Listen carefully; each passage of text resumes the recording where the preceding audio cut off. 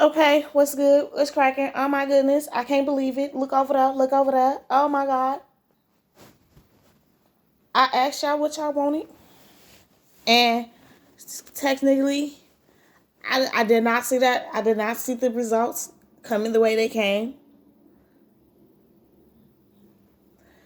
So, of course, y'all know that the first book we'll be reading is The Sisterhood of Blackberry Corner, and then we'll be moving on from now.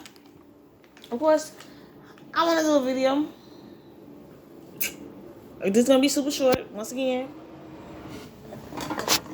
um, once upon a time, I was officiated with wanting you to know what happens in a video. Like you wake up, you look around, and then the rest of the video is like it's low key petty if you think about it, because it's nothing but a video of the person day. Like, oh, and then hopefully like some shit pop off. No, not hopefully some shit pop off, because shit gonna pop off. It's more like you're just thrown into the scenario. You're not giving how did they get there, why did they get there, and then you're just giving that. You're midway through, you're giving the outcome, and now we're just sitting there like, okay, I know everybody's about to die, or I know two people is about to die, but you don't know how they about to die. You just know that in this time span that these amount of people are about to die. Now, how they about to hit their demise, you do not know. You just know that then this. You just know that within this 4 hour, not within this 4 hour video, because that wouldn't make no sense. But in this 30-minute clip, you know for a fact that about two people is about to die. I don't know. I was listening to it. So it's a sunny day, and okay. Oh my goodness, y'all gonna die if you can figure out what this is. It's a sunny day, and he left you sitting by the window, so you're melting real slow. Disclaimer: it's gonna take you 4 hours to melt. So y'all know where it's going. That's it for me. On to the next. On to the next. On to the next. So like I said, we doing the Sisterhood Blackberry Corner. And I'm not gonna be able to do 3 stories, because these chapters is kind of long, so I'm not gonna be able to do 3 stories because I don't want to rush read. So I'm going to end up doing 2, probably this, probably finish through a little, even though I have to figure it out, because like I said, these chapters is pretty long. Chapter 2, Cannon Creek, 1957. Nas Wilder reeled in his fish lining, then sat down his paw in the mud. The chunk of chicken liver attached to his hook dangled atop the slack gray waters of Cannon Creek. He hoisted himself up from the sandy bank and skirted across the water. A bundle of yellow fluff lay tangled in the rising cattails and blades of swamp grass at least 100 yards away. Scooter, he called, pointing toward the right bank. You see that? What the hell is that? Scooter asked. Nash pushed the brim of his basket cap away from his forehead. Look like a bird done got tangled up in them weeds, Little Junior offered. What kind of yellow birds you ever seen in South Carolina? Boy, said Little Senior. Saw the damn chicken, I mean. Cannon Creek rose east of Pertwell's country. After 9 miles, it reached Manstone just past the country of Cannon, then flowed east and emptied into Lake Marion, a tributary to the raging Santee. These waters were the lifeblood of the Three Sisters, known for the flathead catfish and the occasional rush of striped bass. Cash your girl on out there, Nas, Scooter said. Maybe you could reel it in. Too far, Nas said. I ain't got the line for it. For that, he tilted his head. Sun be full up soon. We'll check it out when the sun's up.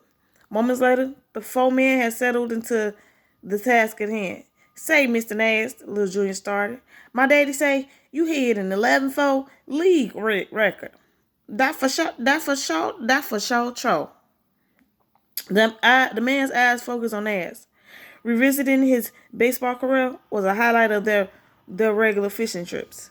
And this being Little Junior's first outing with the men, they can now speak of Nash's career from the beginning. Black Crackers went to the pennant that year, Scooter said. Played the Chicago American Giants. Shit, Little Junior smiled. Need to watch your mouth, son, said Little Senior.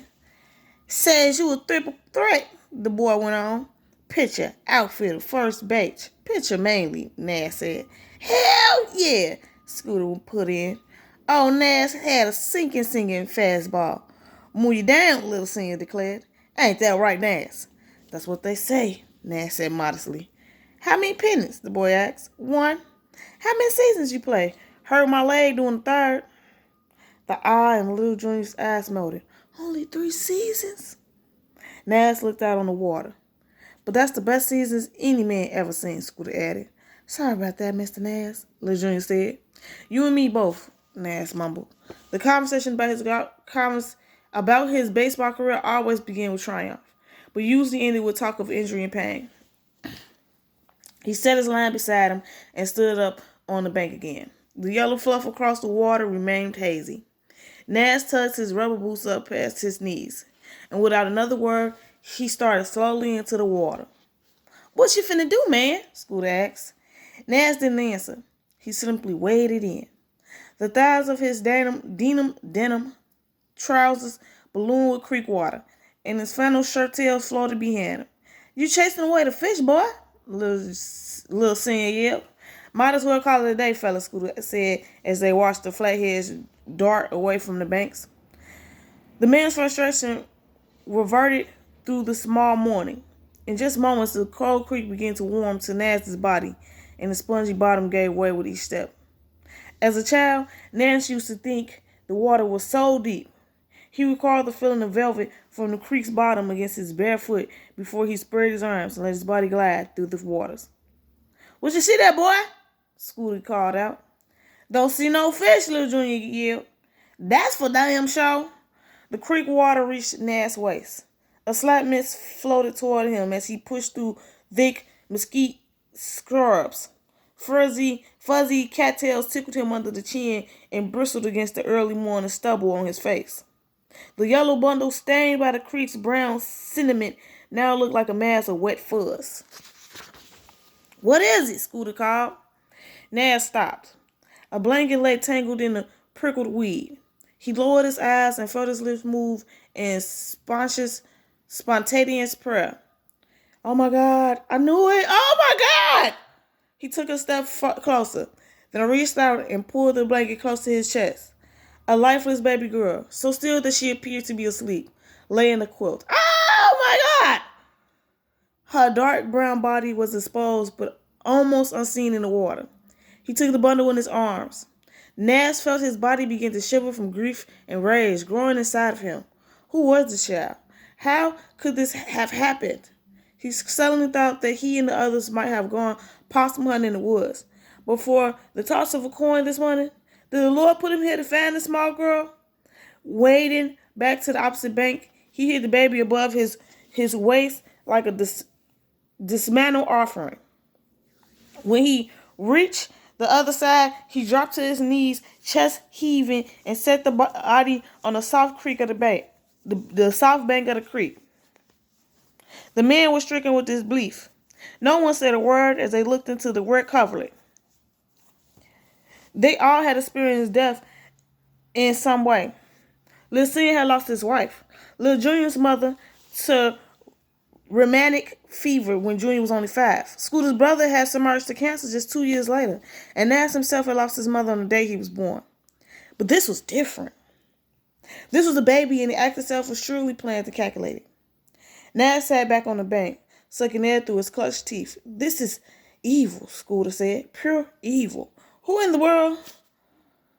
Little Junior whispered. Can't be nobody in the 3 sisters, his father returned. Don't know nobody wicked enough. None of the men could look directly at the child. Dad skimmed her blanket. The grass, the edge of the water. How long you think she been out here? Naz asked. Hard to say, Scooter answered. A day? Maybe two? Little Junior blurted, but who in the world could done this? The old boy lived down below, his father said soberly. He an awful busy fella. After a time, the man clapped hands and said a prayer over the child. Scooter moved his shirt, and they rocked the infant in a warm flannel. Then piled into Naz's old pickup. Cold water slooshed into Naz's boots. A fishy stench from the creek water permeated the truck. All was silent as they drove off, bound for the sheriff's office, leaving idle 4 fishing lines swaying in the agitated waters of Canyon Creek. Bonnie Wilder had rushed from home to join her husband at the Brent of God Faith Hall on Butler Street. Usually when she attended a meeting at the men's club, she was there only to bring a canteen of hot coffee, some sandwiches, or a fruit cobbler. With the exception of social functions like the annual picnic of the dance, women weren't allowed. But all the ladies in Canyon Creek would be in a large room today. They were outraged that a helpless baby could come to such an end. Bunny sat beside her husband and listened to the confusion swirl around her. She kept thinking how strange the lodge felt in this light of day. A particular shadow escaped the sunlight and hung over the rows of folding chairs and long maroon drapes covering the sidewalls. It tilted like a visor over the podium in front of the room, where a dozen navy fizzies with hanging gold tassels sat like stiff dials. Of course, the men had dispensed with putting them on since this was an emergency meeting.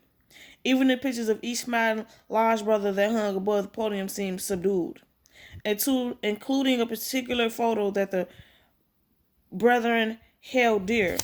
It was shot of Naz in his Black Crackers baseball uniform, his arm around the shoulders of Satchel Paige. Extra folding shelves were taken from behind the drapes and screws between the aisles to accommodate the crowd. There were some new faces, but mostly those were the people that Bonnie had known all her life. 9 of Naz's lodge brothers and wives were there. Reverend and Mrs. Duncan sat beside Deputy Pine, who appeared even more sober than usual. Of course, most of Bonnie's neighbors had come out, like Bailey Dale and Kitty Wooden. Cal and Tata Monroe sat up front with 2 of their 4 kids. Jenny Dixon and her newborn baby arrived with Maggie Kane and the Bell sisters. Bertie Bell, Bessie Bell, Essie Bell. Most of the folks from the Piney Grove Baptist Church had come. Even Ruby Pearl Yancey was here, and she rarely ventured out of her home. It seemed the only ones not attending were Horace and Dora Dean. They was always in Huntsville tending to Horace's sick mama. Bonnie missed her good friend, but if Thora was here now, she'd be weeping at even the thought of a baby being found like this.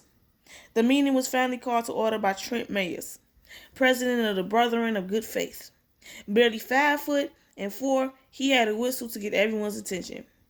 Trent wore a white cap tilted backwards. He stood with his hands raised over his head until at last the room had settled down. This ain't no easy thing, Trent began. And I can't imagine what it's like for your folks, your fellas, he said, looking at Naz and the other fishermen. Finding that child in the first place. Bad, School called out. Bad as hell. I know that's right, Trent replied. We understand Sheriff Tucker will do all he can to find out what happened. But y'all know as good as me that this is our problem. Bonnie understood. The 3 sisters are mostly colored section. The 50 males from the city of Charleston seemed completely separate from the surrounding countries of Hooley and Bosworth. The 3 sisters had its own police department, post office, and town hall. With the exception of the sheriff, all of these government offices were run by colored citizens. Whatever problem arose were considered colored problems. So though the child was at the moment anonymous, it was everyone's child. I guess what I'm trying to say, Trent went on, is that we need to keep our eyes open in our own community. Because if it was one of us who did this evil thing, then they surely finna lose their mind. Deputy Jimmy Earl passed it along Trent. He wore an official look that said that although he was of the community because he donned the khaki uniform, in this instance, he was also separate from it. His narrow, clean-shaven face gleamed under his uniform cap. He stood with both his hands in front of him and his fingers laced together. Deputy Pan rested one foot on top of a folding chair. Sheriff's men's already out there, he began. But like Trent said, we need to keep an eye out for each other. But y'all got to understand that it ain't for no assault in this room to take the law in their own hands. Hear me good. If you find something, you come to me or the sheriff. You understand?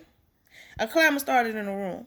Some seemed to agree with Pine, while others looked a bit too disturbed to simply leave this to the authorities. Tad Monroe stood up. The beige flesh under her thick arms dangled as she waved them to quiet the room. I'm finna talk now, she yelled. The clatter continued. I said I'm finna talk. The room finally hushed. Tad took a beat from her before she spoke. Waiting until all eyes were looking her way. That's the saddest thing that ever happened in Three Sisters, she started. Nas nodded in agreement. And we ought to pray for that child. Yes, Bonnie said under her breath. Ought to pray for the child's family, Tal added. Amen, someone called. But you being way too kind, Jimmy Earl, Tal went on. And no baby just wind up floating in the creek. Somebody put it there.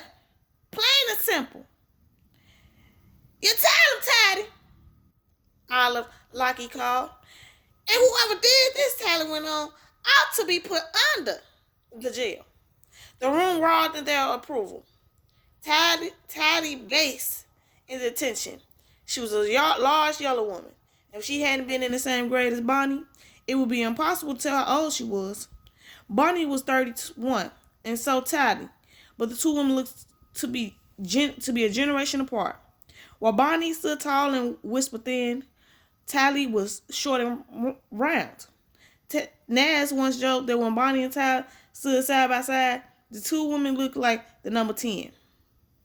We talked about a dead baby. We talking about a dead baby, Tally yelled. A helpless little baby. Go ahead, girl, Jeannie Dixon called. She turned to Jimmy Earl Pine. Her thick chest rose and fell. I hear what you say, but not taking matters in our hands. But when an innocent child died, we regular folks got to stand up and do something. The child hollered. Bonnie clapped in agreement.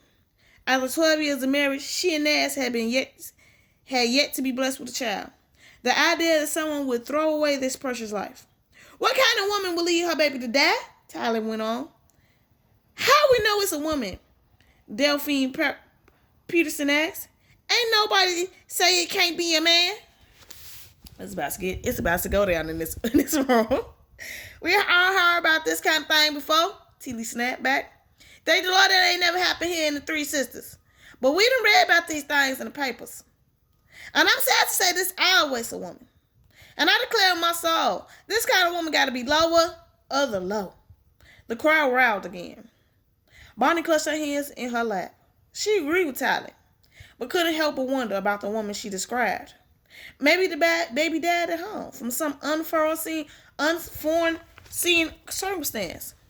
Like Marvel Sunday's child some years ago, who had just stopped breathing.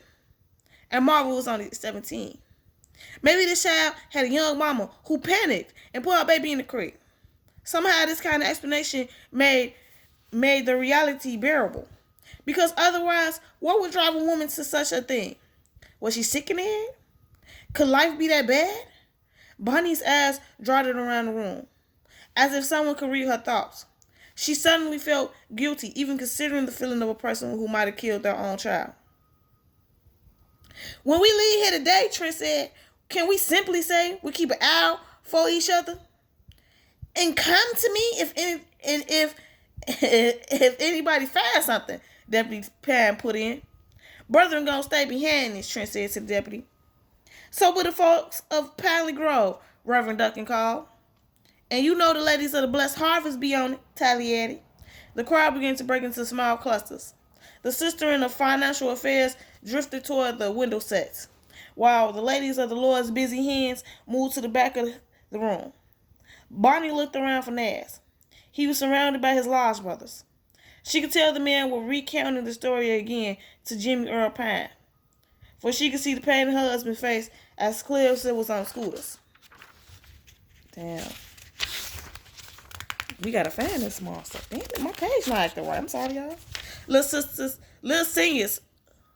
Across the room, Bonnie could see the ladies of the Blessed Harvest gathering, and she rose to join them. At Nat's insistence, Bonnie began attending meetings with the ladies of the Blessed Harvest about a year ago. Made up of the wives of the Brethren of Good Faith, the women mostly organized annual picnics, bake sales, and church socials. Bonnie never subscribed to the notion that everyone in town had to be part of some group or another. She was more than happy to spend her time puttering around the house or visiting with her good friend Thora. But Nas had pushed her to join. He thought she would benefit by getting involved in the community, and also thought she should get out of the house more.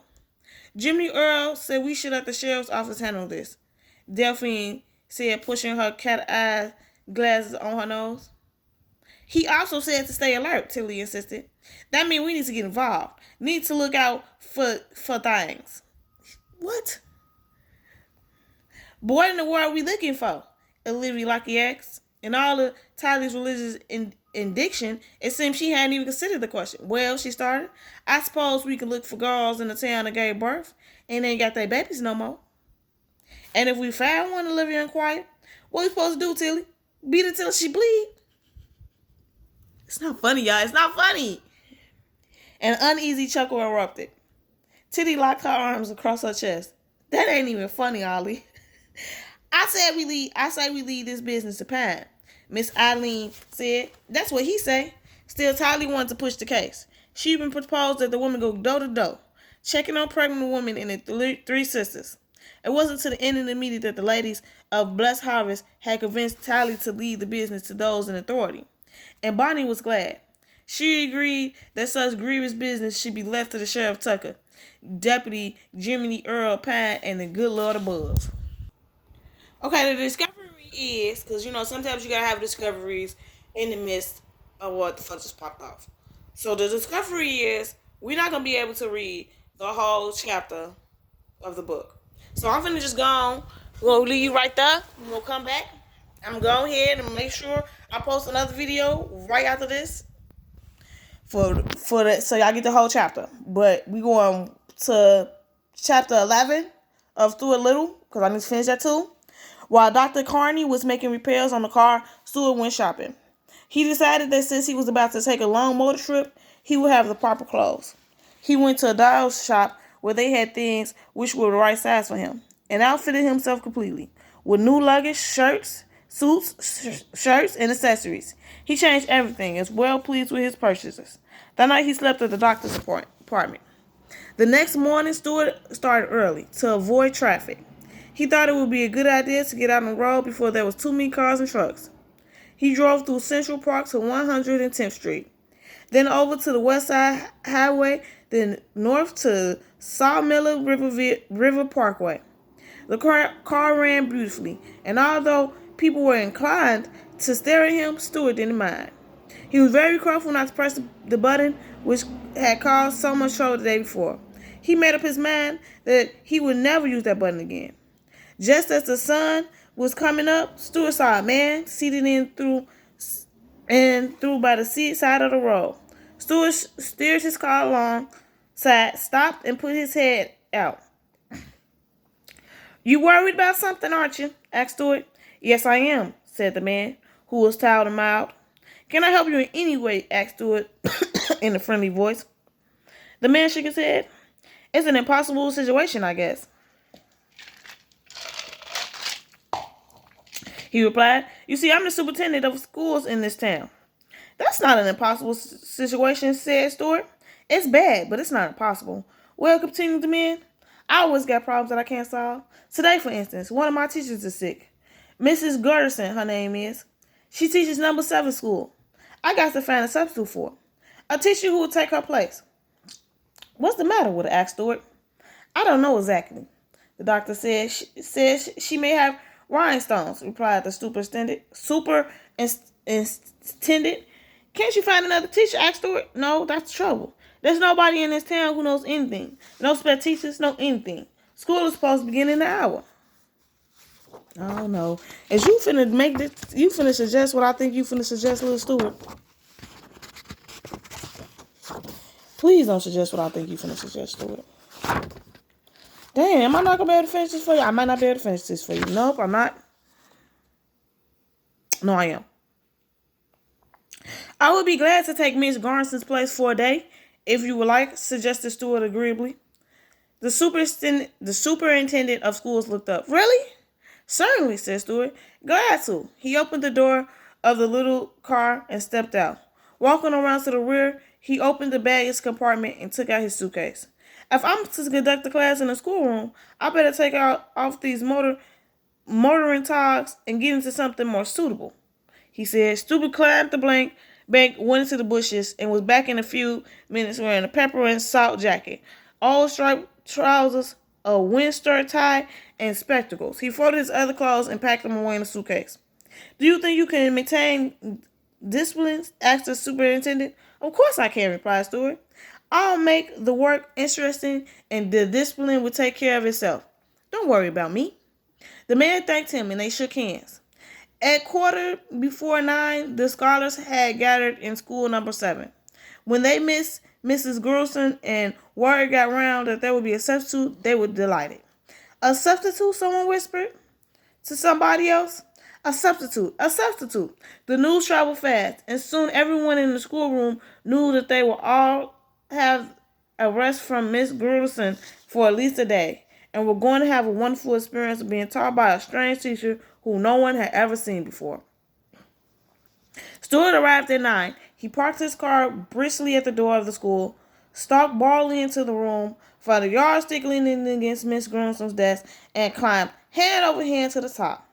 There he found an inkwell, a pointer, some pens and pencils, a bottle of ink, some chalk, a bell, 2 hairpins, and 3 or 4 books in a pile.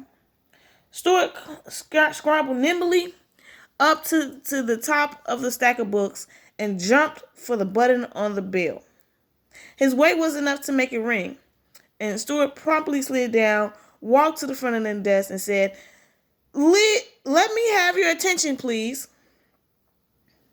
The boys and girls crowded around the desk to look at the substitute. Everyone talked at once, and they seemed to be very pleased.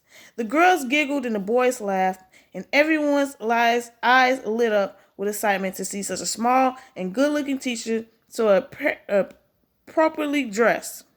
"Let me have your attention, please," repeated Stewart. "As you know, Mrs. Grierson is sick, and I'm taking her place." "What's the matter with her?" asked Roy Hart eagerly. "Vitamin trouble," replied Stewart.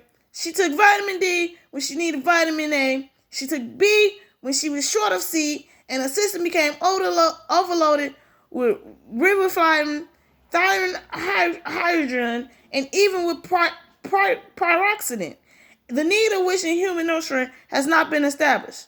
Let it be a lesson for all of us." What? He glanced fairly at the children, and they made no more inquiries about Mrs. Grierson.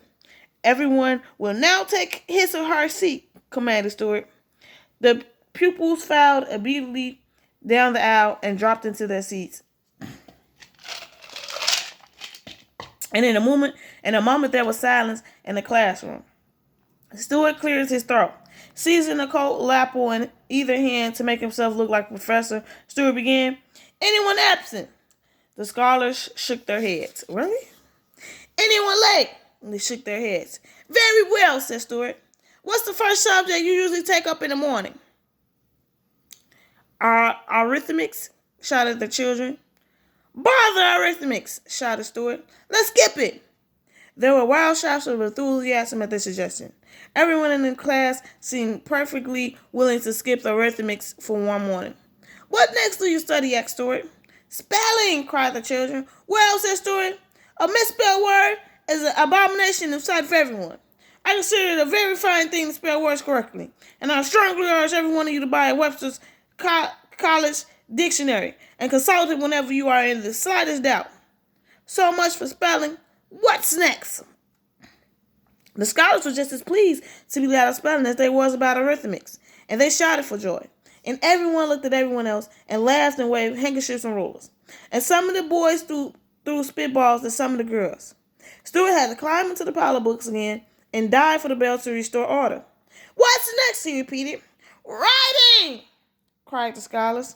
Goodness, said Stuart in disgust. Don't your children know how to write yet? Certainly we do, yelled one and all. So much for that, then, said Stuart. Social studies comes next, Elizabeth Gardner eagerly. Social studies? Never heard of them, said Stuart.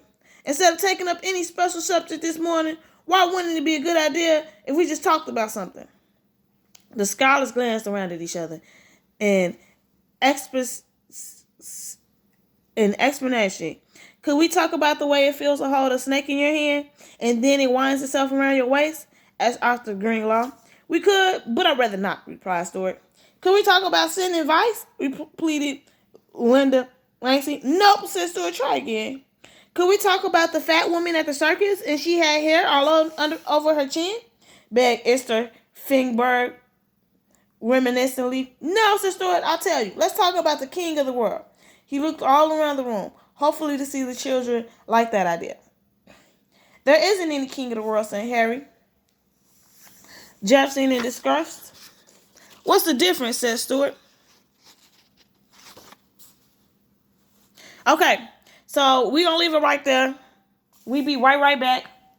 It's your girl, Killer Queen T. I can't believe this is popping off. You can't believe it's popping off. I know your attention span is short. I said I wouldn't take it past 30, and that's all I'm going to do for y'all. So we out.